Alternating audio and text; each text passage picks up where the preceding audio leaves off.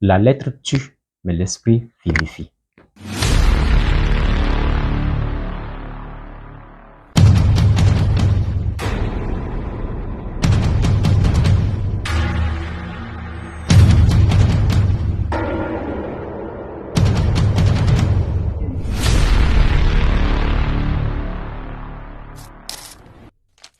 Shalom frères et sœurs dans le Seigneur, j'espère que vous allez bien.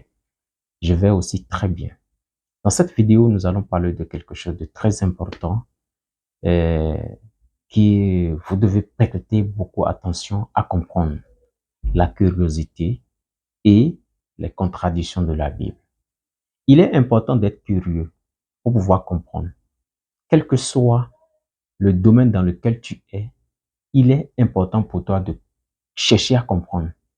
Et c'est la curiosité qui te pousse à comprendre. La curiosité t'amène à découvrir des vérités, à découvrir des choses rares qui ne sont pas ordinaires. Je peux le dire ainsi.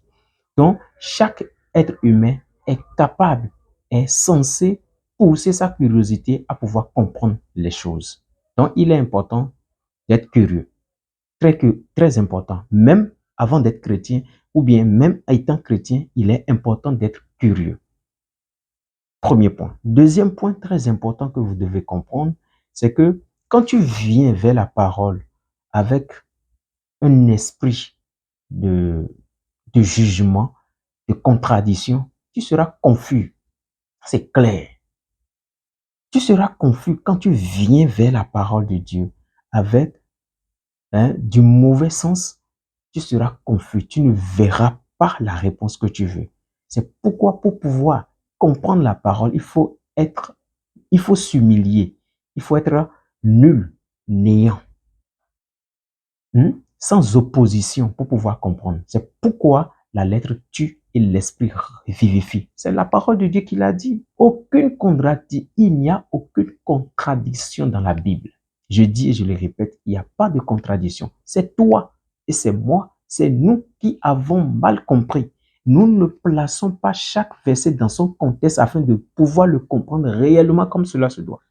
Et tant que chaque verset n'est pas placé dans son contexte, il y a toujours de contradictions. Tu peux entendre telle chose ici et entendre une autre chose qui est l'opposé de ce que tu as entendu ici. Donc, ce qui fait que nous n'arrivons pas à comprendre. C'est pas parce que tu es intelligent, tu es intellectuel que tu peux comprendre la parole. Il faut que tu viennes vers la parole avec un esprit d'humilité afin de comprendre, avec un esprit de compréhension qui cherche à comprendre. Quand tu veux comprendre, Dieu te révèle sa parole.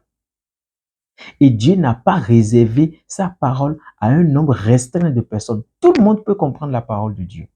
Il suffit simplement d'avoir un esprit de compréhension.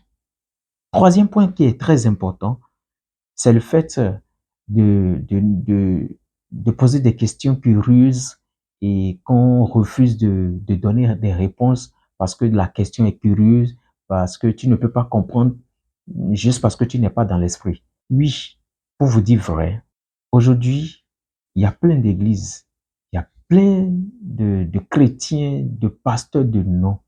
Il y a des gens qui se sont proclamés, autoproclamés pasteurs, enseignants de la parole.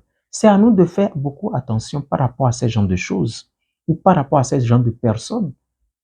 Sinon, la parole est claire, limpide, simple à comprendre et à expliquer à tout le monde pour que tout le monde puisse comprendre. Oui. Donc, il faut savoir poser la question, à qui poser la question et pour avoir de très bonnes réponses. J'aimerais que vous vous abonnez à cette page parce que cette émission est dédiée spécialement pour l'édification du corps de Christ.